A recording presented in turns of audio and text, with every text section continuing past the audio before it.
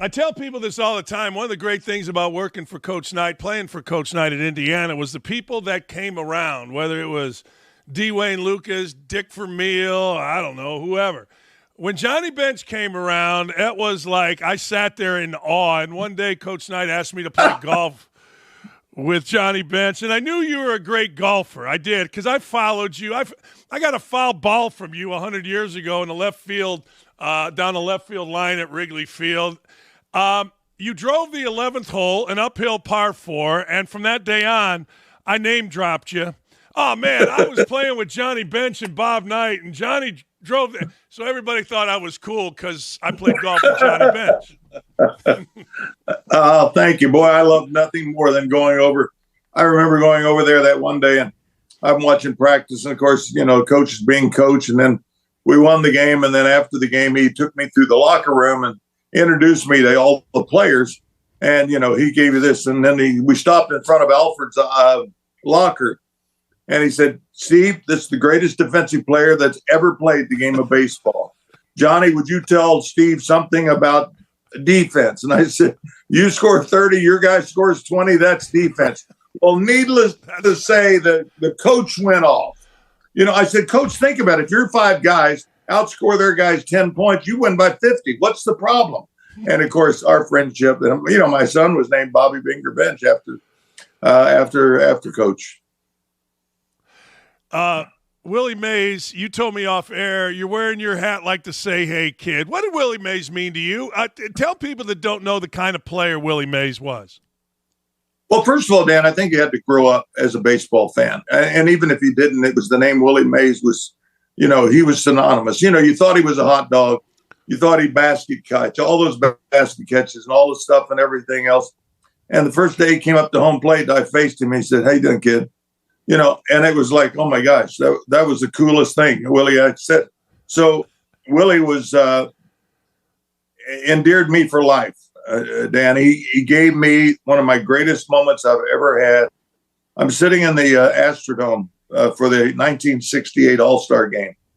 I'm sitting in my locker, and I'm not moving. I'm not coming out of my locker. I don't want to spike anybody. I don't want to trip anybody. I'm 20 years old. Here I am sitting here on an all-star team. I was chosen as a third catcher. And Willie's sitting directly across from me in the Astrodome locker room. And he got up and walked over to me, and he looked at me and he said, "You should have been the starting catcher." And went back to his locker. I didn't need to play. I didn't need to do anything.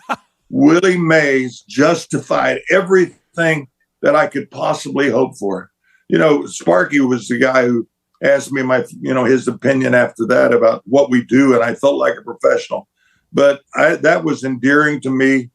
Willie was just absolutely the best. I mean, he came up to home plate batting, and he had that swagger. He'd swing that bat back and forth. His head would go back. Well, he had this thing. He wanted to steal signs. So, and his first base coach was Peanut Lowry. And Peanuts would look around out of the coaching box. He'd look around, try to see the catcher, the catcher's giving him signs. And if he could call a curveball or a fastball, supposedly if Willie hit a home run, Peanuts got a new suit.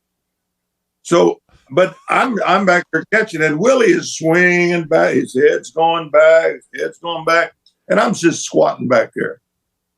And he did this about 7 or 8 times. Finally, he stepped out of the box and said, "You going to call a pitch or what?" And I said, "Yeah, as soon as you quit looking back here." He's trying to look back and steal my sign. "Oh, man, you got me. You got me." So, I mean, he was great. I mean, he slid into me at home plate one day, and I can't repeat on air what he actually said, but I'll remember for the rest of my life. He said, "Man, you broke my leg. Get the help me, man. You broke my leg." It was the first time, and he did it. But he was everything, and he won they honored him at the Gold Glove, Rawlings Gold Glove in New York, and he asked if I would present the trophy to him. I mean, it was, he was just what baseball was about, the hustle, the play, the thing. We had mustard all over him, we thought. That's just the day. If you don't have mustard on you, you're not a player. I mean, I've never seen so much stuff in my life, but Willie was it. Willie was respected. Willie was loved. I mean, he transcended and he went from coast to coast. When he left I left out of New York and then went to San Francisco, and they thought, that's a traitor and everything else. But then Willie, just with his play and his 660 home runs, he was it. But he was just kind to everybody. I'd go broadcast out in San Francisco, and he always wanted me to come in the locker room and say hello. And he was losing his sight, and magnificent 93 years. But the magnificence of watching him play was more spectacular than anyone. And here I am, 3 feet away from him. It was so special, Dan. From you mentioned you were the original drop your hand below your knee or below your shin so that the third base coach couldn't steal a sign, right? I mean, that's how did you get Wille Mays out? What I know it was hard, but what was you're calling pitches? What would you call? What would you do? Well, there was only one other hitter, and that Willie McCovey was the most dangerous guy I've ever sat behind. I mean, it was incredible. Willie would chase. Willie would do stuff. Willie was aggressive. Willie would chase something out of the zone. Depending on the situation, Willie was always trying to drive in the run, get the base hit, get the steal a base, do anything that he could. But it was such a hard workout, hard to try to work up a combination of pitches that would even go with him. I mean, you had Aaron, you had Mays, you had McCovey, and all those guys. It was a trial every day. All you could do was hope that he, chased a pitch, because we pitched around him most of the time. Will he chase this? Will he get too aggressive? Will he be, so anxious to do something? Just don't make a mistake against him. I mean, if you made a mistake in the pitch in the wrong place, you paid for it. After baseball, he got suspended, right? He was a greeter at a casino. I tell people now baseball players would own the damn casino the way the thing goes now, right? Yeah. Right? And he had people say he had the perfect personality for it because he was nice to everybody. Well, you remember, I remember back when I first started going out to Vegas and anything and had friends out there. Joe Louis was one of the original greeters. He was at Caesars for years. And then they got Willie. I think Mickey might have been a part of that as well. But, they hired Willie and as they should. But today, the money now thing is, hey, we'll sponsor this for $1 billion and we'll sponsor this for $1 billion. And now baseball and every sport really has come into it. In fact, they have their own gambling sites. And so, they don't want to bite the hand that feeds them. But yeah, Willie got paid. He got in trouble. We've had other players now. We've got, referees, you got umpires, you got minor league players. They're all on this online gambling. I guess it makes it so easy. But Willie was, they're trying to purify everything at that time. They wanted to make sure they wanted to keep themselves long arm distance away from it so that there wouldn't be an integrity problem. And now they're, for the money, they'll do it. Hey, did you ever see – everybody wants to compare. I remember when Eric Davis came up with the Reds. He was the next Wille Mays, and he was sensational, right? I mean, Eric Davis was terrific. Oh, unbelievable. Did you ever see anybody that could compare to all the skill Wille Mays had? Well, I think today's athlete, can. You see De La Cruz now. You see what Soto does. I mean, you don't sometimes see the thing and everything else. Sometimes we watch them every day, and so we don't, it becomes routine in some ways. But when you see the highlights of some of these guys, and they don't have it. There's a thing, Dan, we had to do. We had to sell ourselves. We were marketing ourselves all the time in one sense, how to get promoted and how to get it. And these guys don't need it. I mean, you had to scrape for the next dollar. I made $11,000 my first year. I can't imagine what Willie made. Willie made far more after baseball. He was paid more by the Giants than he was probably making in a season. And he was, but it didn't matter to Willie. It didn't matter to me. You got the contract. That was what it was. And now you get to go out and play baseball. And that was everyday love of mine. It was everyday love of Willie. He loved the game. And he knew in so many ways. I can remember Pat Corrales, the backup catcher. I'd go take infield. Come on, Rumi. Come on, Ruby. They came out to watch you throw. Come on. And it was, but Willie didn't need any of it. They came out to watch Willie. And Willie was going to give them everything he had, and not by just an exhibition. He was really that way. He's so in love with baseball that it made everything right. And not everybody can show that. Not everybody can have that, but he was one of a kind. Wait, you mentioned something earlier where you presented him. He asked you to present him with an award, a huge award. Why were you so close? That's a hell of an honor for somebody to be asked to present. What was it about you two that clicked with one another? I can't. I wish I could tell you. I wish I could say we were this or that or everything else. Henry, Hank, Aaron. First thing he came up to play, he said, "How you doing, kid?" I think they like the way you play the game of baseball. You put your head down, you run around the bases. You treat the game of baseball with respect. Plus, you have probably enormous talent. And that's just sometimes they appreciate what you have and what you do. And it was a challenge. I mean, Willie said, man, they got this hot shot catcher, this rookie for the Reds catcher. I'm going to knock his ass in the dugout. And, but when he hit me and he said, you ever hit a tree? You go backwards. And I went back. But it was like, you stood there on the field as a representative of baseball, and I think you pick it out. I mean, I had like Dale Murphy played the game of baseball. He played the game of baseball, hit the home run, put the bat down, ran around the bases and everything. Now that's not going to get you on ESPN because you don't flip the bat, you don't do that, you don't do the high jive, you don't do the stutter step at second, third, fourth, and you don't do all that. That's just the way the game is played now, with more excitement and more verve. It's great. But back in those days, you respected the guys. It wasn't anything greater than going to the Hall of Fame and sitting there, with Duke Snyder and Willie and Sandy Koufax and all the guys and Henry. I mean, it was such a mutual respect thing, but they admired you for the way you played the game of baseball. You didn't ask for any quarters. You just played the game it was supposed to be played. I got to ask you a couple myths. When I was growing up, we had all heard, and we played stickball. I grew up in Gary, Indiana. We're just outside Chicago, and Ernie Banks was our guy. Billy Williams, my all-time favorite, all that kind of stuff. But we always heard – was Ron Sansa. Go ahead. I was Ron Sansa. I would love those. Oh, my God. We always heard that Wille Mays came up and batted cross-handed. Like, is that true? Like instead of, he's right-handed, he's batting instead of like this, he was Is that – had you ever heard that? I've never heard that. I've never heard that, Benny. Never heard that? No. Huh. Did you try it? Yeah, it's no good. Like that's why you played basketball. Yeah. Well, that's why I shot a basketball cross-handed off my head.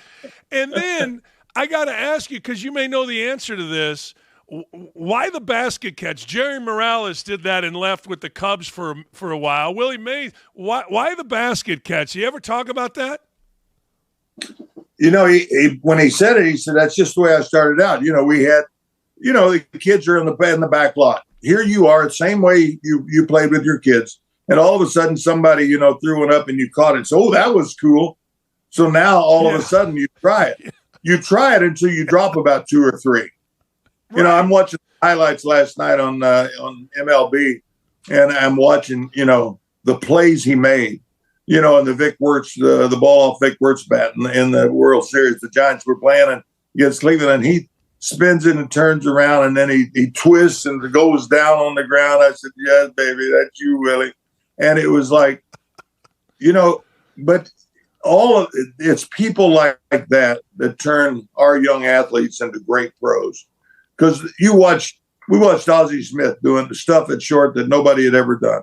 Then along came, here's this guy and this guy, and here comes a catcher one-handed, and all of a sudden everybody's going to be a one-handed catcher. Everybody's going to jump up and do the stuff. Everybody became Ozzie Smith or wanted to be Ozzie Smith because he did stuff. Arenado at third base, Mike Schmidt at third base, now Beltre, who's going into the Hall of Fame. All of these guys, they learned and emulated. They emulated the great players. And as a result, they all got better and they all worked harder and they worked day in and day out. They had their trainers, they had this stuff. I never went to a camp. I never did anything. I never had that special given. I'm not sure you went to a lot of special camps and everything else. I mean, just in that youth time, we just didn't have the money or the place or the facilities. And now they're pushing it, but that drives the athlete to get better. That makes him better. These athletes today, I'm not going to ask you what your body fat was. I mean, that's when we played 14 or 15 was pretty good. Now, if you've got a 6 or a 7, you are getting a little flabby in that clubhouse. I mean, I am just amazed. And I try to tell people all the time, you never really pulled a muscle. I said, it's hard to pull fat. It's hard to pull fat muscle. I'm going to tell you what, I didn't do it. But Willie was so special. I mean, he was so special. Hey, I got to tell you one story. Yes. Euchre calls him. I talked to Bob the other day. Bobby turned 90. And if you want to have somebody on, please have Bob Euchre on your show. But he called Willie and talking to him. And Willie said, man, what are you doing now? He said, well, I'm still playing. He's telling, he said, I'm still playing. He said, what? He said, yeah, I'm still in the National Guard here and I'm still playing. Usually only play one game a month just to keep my pension up. What? It was, if you know Euchre, if you're ever around Euchre, he's the funniest guy in the world. And for him to come up with Willie and him talking at 92 and 90 years old. Oh, of course, my God. Man, yeah, you're what? Yeah, I still play. I play about one day a month just to keep my pension up. And I'm still in the National Guard. I mean, it's just stuff like that. And I try to tell people, do not get upset with your parents when they don't remember. Don't do that. The only person that bothers is you.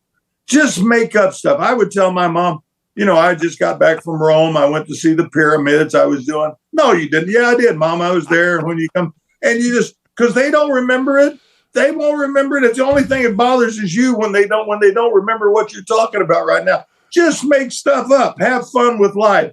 And Willie, my gosh, what? You are what? I just loved it. Bobby, one the other day, told me that story. They're just fun in life. And that's the kind of guy he was. It just, everybody loved him.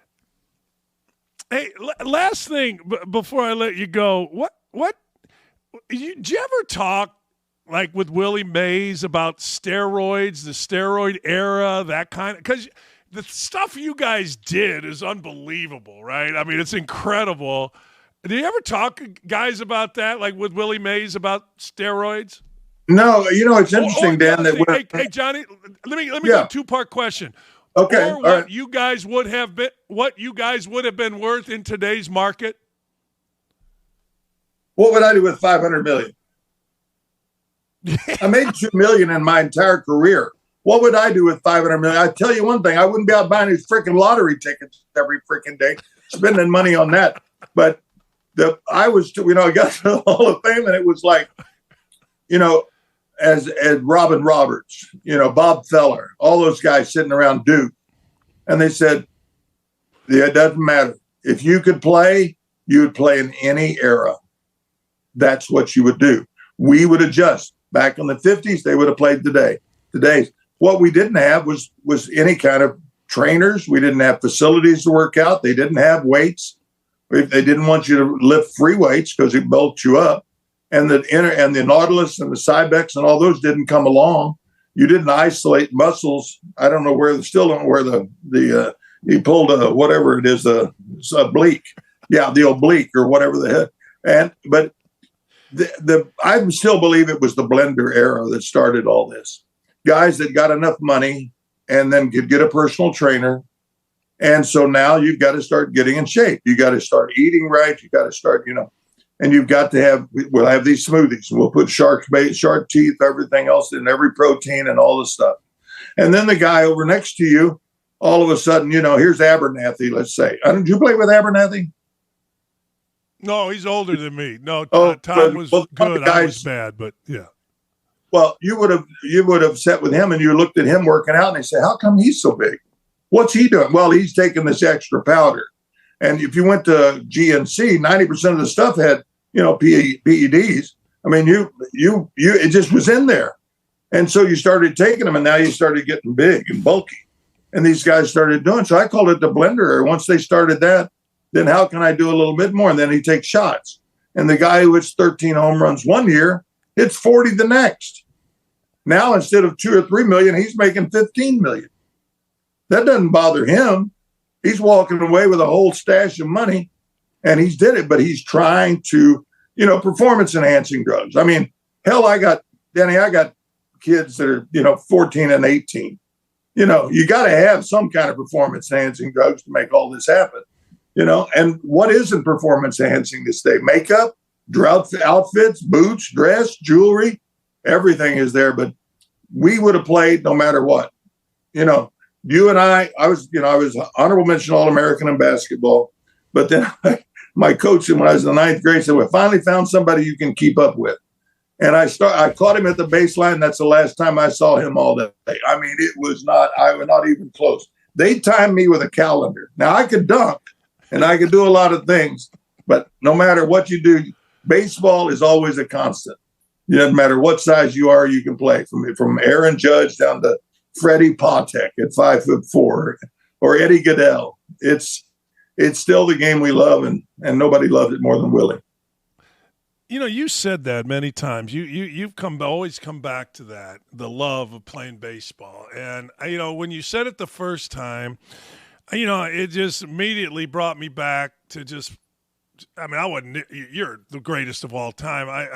I didn't play, but high school and a little bit in college, and I just the love of being out there, the love of making a catch, the love of feeling the ball hit the bat, seeing one go into the gap, and you get to turn and run to second. I mean, you've talked about the love. You said the word love here with Wille Mays, and you like 10 times in this interview, and I think that's really cool because it's what it is. You would still go in the gym. You would still go in the gym, and you'd smell the sweat. And you'd smell this atmosphere, and you'd smell the popcorn, and you couldn't wait. You sit on the sidelines still today. You sit up in the stands, and you'd love just to have one more three-pointer. You'd want to be able to fake this guard out. You see yourself, and you see that moment when you can do all that. And I sit here at home, and I watch the game and everything else, and somebody's stealing a base or somebody's trying to tag out a runner at home plate.